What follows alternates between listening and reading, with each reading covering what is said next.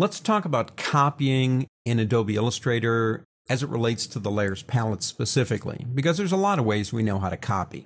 For example, if I have my Move tool selected, which I do, I can come up here to one of these stars, I can hold the Alt key down during the process, and bang, I've got a copy.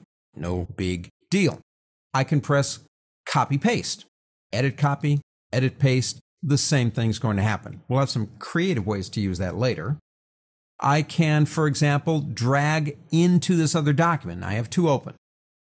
And it will take it down there. And so I have a lot of different ways to do this, but how does the Layers palette relate to this? Well, remember an option that we had, and that option, if you looked at it, was Paste Remember Layers. If you want to move an entire layer or layers from one Adobe Illustrator document to another, and we only have one up here, but we're going to do this.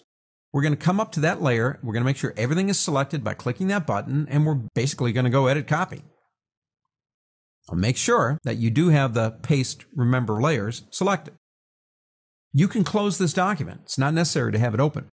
When we come to this one and we select Edit Paste, not only will it paste the stars into the document, but it will create a layer called Stars because that's what it was called in the previous document. Perfect way to move information from one document in Adobe Illustrator into another. Let's get rid of this layer and do one more thing. Andy, I need a copy of an entire layer inside of this document. Again, that's pretty easy. If I want a copy of the leaves layer, all you have to do is drag it down, no keys, just drag it down and release it on top of the new icon, and you will indeed have a copy. When that's done, well, just to prove a point, they'll be right on top of each other. We can come over here just to show you this.